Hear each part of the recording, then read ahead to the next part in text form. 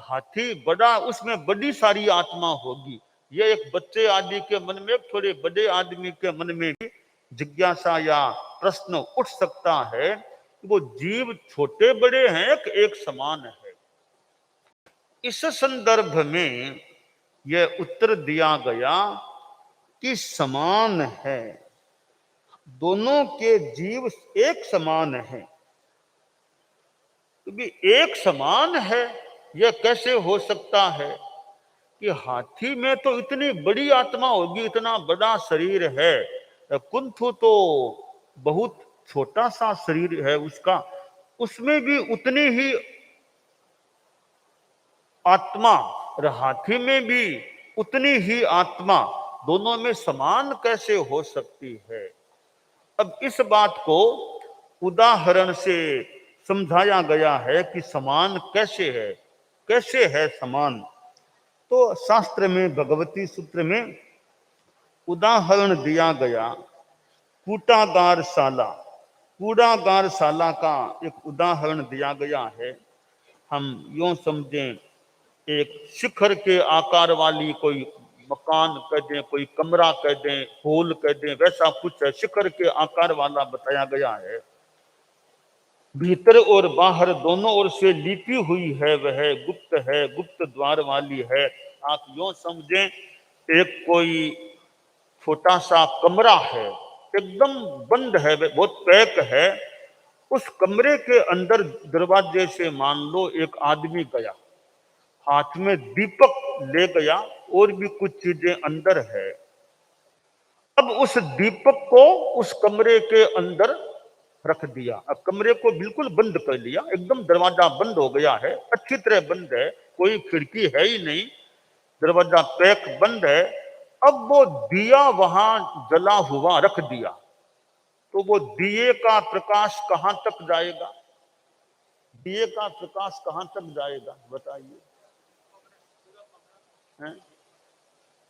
बताइए कहां तक जाएगा?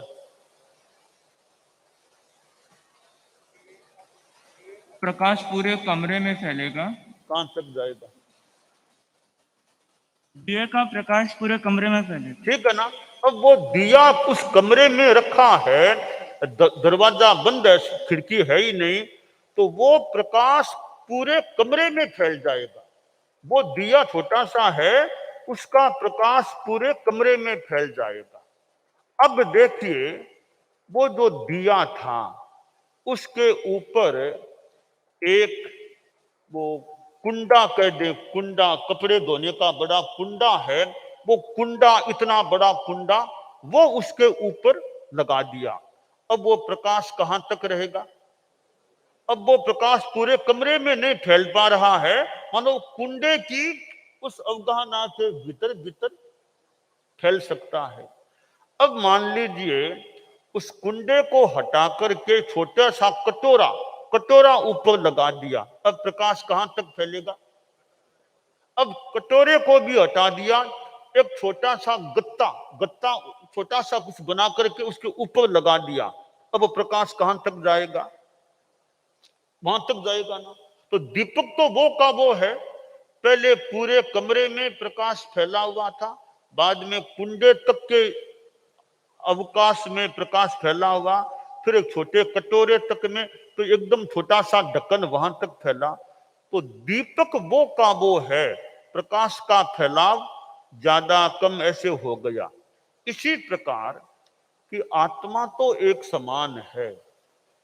अब जो हाथी और कुंथु अलग अलग है, वो भी एक उदाहरण है ही।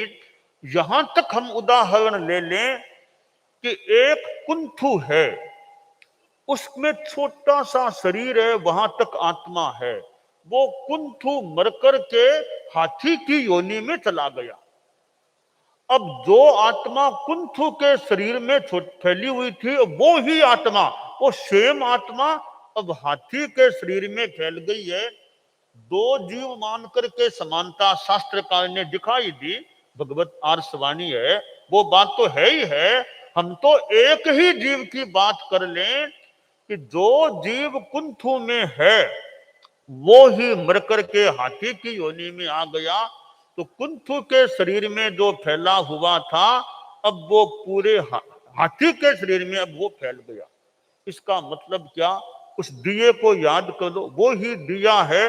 पूरे कमरे में उसका प्रकाश फैला हुआ था, फिर कुंडे तक में फैला, फिर कटोरे तक में फैला, फिर ढक्कन तक फैल गया।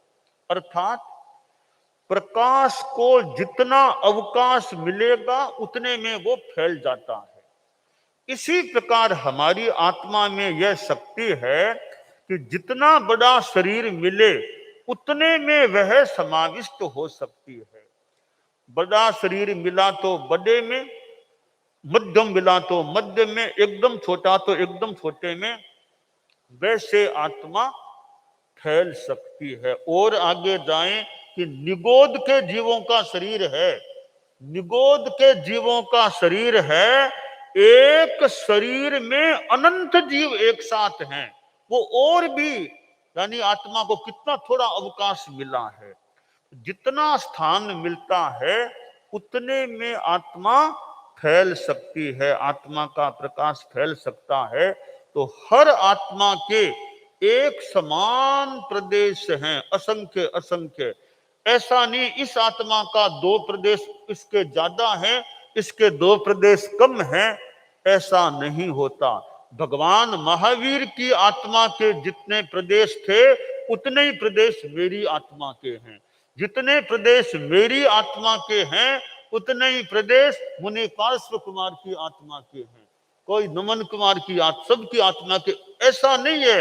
ये छोटे संत हैं, इनके तो थोड़े प्रदेश कम होंगे और मेरे थोड़े प्रदेश ज्यादा, ऐसा नहीं होता।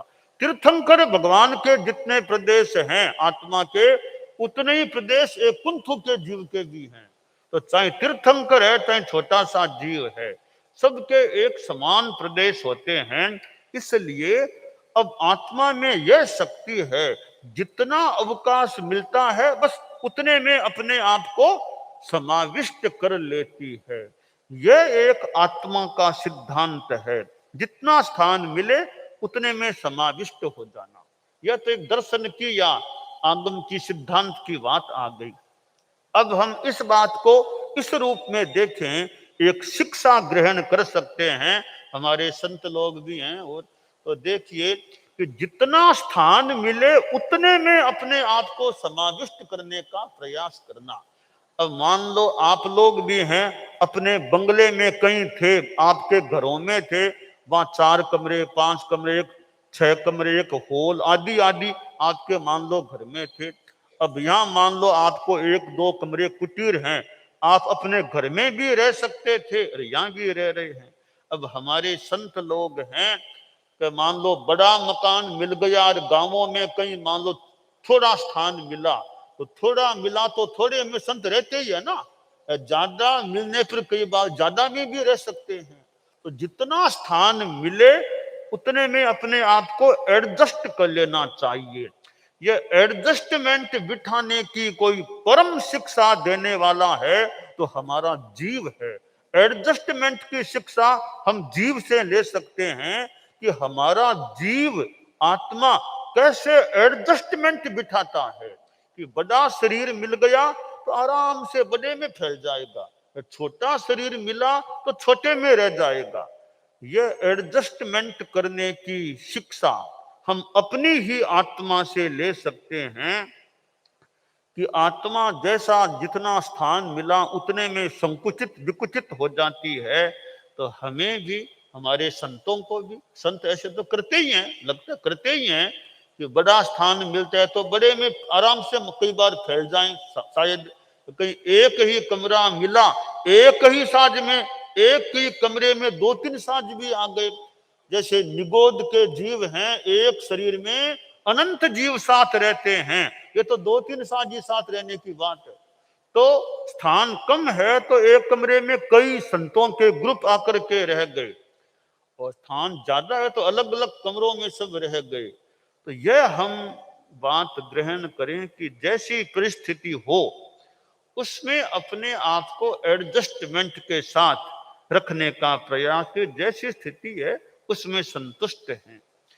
तो साधु जीवन में तो ये एडजस्टमेंट अपना हो जाए भाई, जैसी स्थिति है उसी में समता रखो, संतोष रखो। बस अपने थोड़ी बहुत तकलीफ है तो कर्म निर्जरा मान करके चलिए, कर्म निर्जरा हो रही है। तो ये जो आगम के सिद्धांत हैं, अब आत्मा के बारे में यह जो सिद्धांत है कि आत्माएं सब समान, समान किस दृष्टि से? आत्म प्रदेशों की दृष्टि से समान है। तो हमारे संत साध्वियां हैं, ये हाथी कुंथु का वैसे तो कुछ कईयों के लिए कोई नई बात नहीं है, थोड़ी नई बात तो हो न भी हो वो कि समेत व समानता का जो प्रश्न है वो ज्ञान की दृष्टि से नहीं, दर्शन की दृष्टि से नहीं, चारित्र की दृष्टि से नहीं, यह समानता मात्र आत्म प्रदेशों की दृष्टि से है।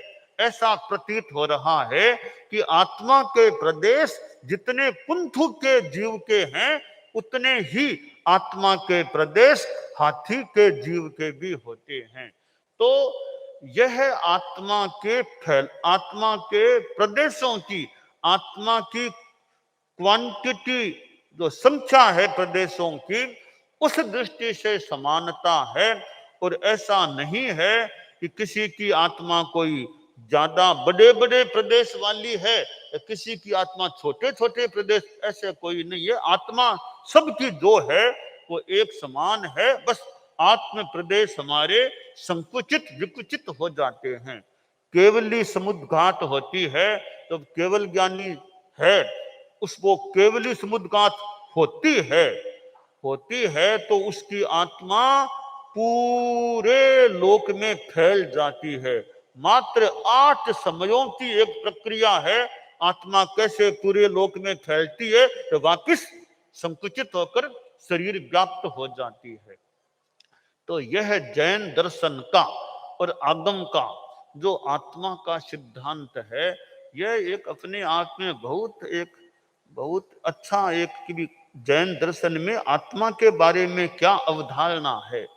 तो हम ये आत्मा की जो स्थिति आगमकार ने बताई है कि यह उदाहरण तो कुंथु हाथी का दिया गया, यह तो एक ज्यादा आसानी से अवगम्य है। और आगे जाएं तो कुंथु क्या और भी छोटा निगोद का शरीर है, उसमें भी जो अनंत जीव हैं उनमें भी प्रत्येक जीव की आत्मा और हाथी की आत्मा समान है। और हाथी भी छोटा है, हाथी से भी बड़े बड़े प्राणी, पता नहीं समुद्रों में मत्स्य, मगरमच्छ आदि बड़े बड़े प्राणी हैं, तो उनकी भी आत्मा और निगोद के एक जीव की आत्मा भी प्रदेश की दृष्टि से दोनों आत्माएं समान होती है। तो भगवती सूत्र में यह जो आत्मवाद की बात हाथी और कुंथु के उदाहरण से समझाई गई है कि कैसे दिए का प्रकाश पूरे कूटागार शाला में जैसे फैल जाता है, उसके स्थान में फैलता है, तो वो और छोटे और छोटे और छोटे अवकाश में भी फिर उतने में भी सीमित सिमटकर रह जाता है। इसी प्रकार हमारी आत्मा है, वो हाथी जैसे शरीर में भी फैल सकती है, तो आत्मा कुंथु जैसे शरीर में सीमित होकर के भी, सिमट कर भी रह सकती है। तो यह आत्मा का मानो स्वभाव है, उसमें फैलने की भी शक्ति है, उसमें संकुचित होकर रहने की भी शक्ति होती है। दानान शठम अभयपयाणम सच्चे सुया अणवज्जं वयंती तवेषु या उत्तम बंभचेरम लोगुत्तमे समणेनाय पुत्ते। सुना साउंड आज आज आज आज आज आज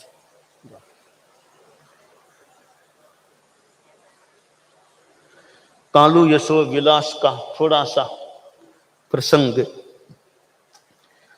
परम पूज्य कालू गणी सुजानगढ़ में विराजेड़ा, तोमासो सुजानगढ़ में विक्रम संवत 1990 को। और परम पूज्य कालू गणी की वत्सलता, करुणा और छोटा संत नवदीक्षिता, छोटी उम्र का बने कालुगणी के शिक्षा दिरांता कहीं शिक्षा दिरांता 12वां पद्य शिक्षा को आवे 12वां पद्य जो है आनंद आवे रे आनंद आवे रे आनंद आवे रे गुरु गौरव रू रू रंग रचावे रे आनंद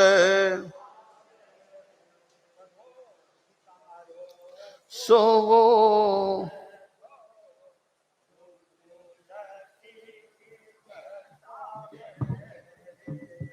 सहज बणी पोसाण बाल मुनि कठिन परिश्रम थावे रे आनंद आवे परम पोष पूरी स्वतंत्रता मुझने नाथ दी दीरावे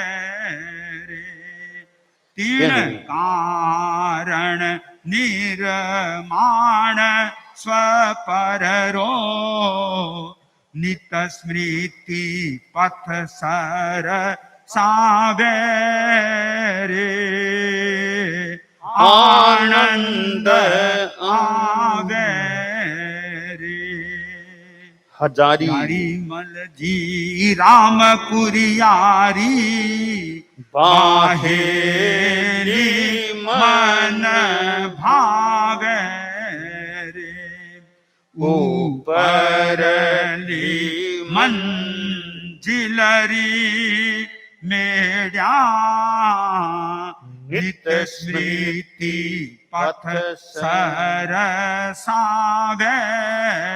रे आनंद आवे रे सम्मुख कमरो नई रकमरो प्रवचन गुरु फरमावे रे चहल पहल रंग रड़ी गली में नित स्मृति पथ सरसावे रे आनंद आवे रे नथमल जी बुध मल जी कोडो दुली चंद दिल दावे रे झूमर नेम प्रेम स्यू पढ़ता नित स्मृति पथ सर सावे रे आनंद आवे रे सकल इशारे सारे चलता हुलसित हार्दिक भावे रे कड़ी शासना पूर्ण समर्पण नित स्मृति पथ सरसावे रे आनंद आवे रे मरुधर देश निवासी मानव राशि तीन प्रस्तावे रे अति अभिलाषी पावस हेते आवत नभ गुंजावे रे आनंद आवे रे।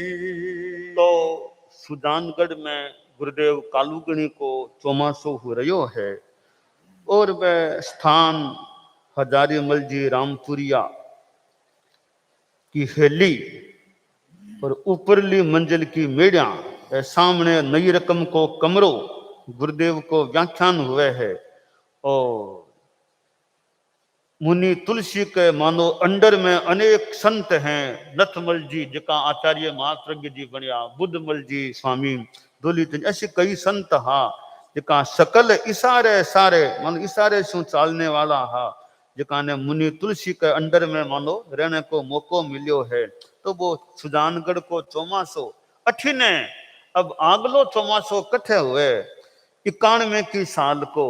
तो मारवाड़ की ये भावना भी के गुरुदेव को चौमासो यानी जोधपुर में अब चौमासो हुए गुरुदेव की।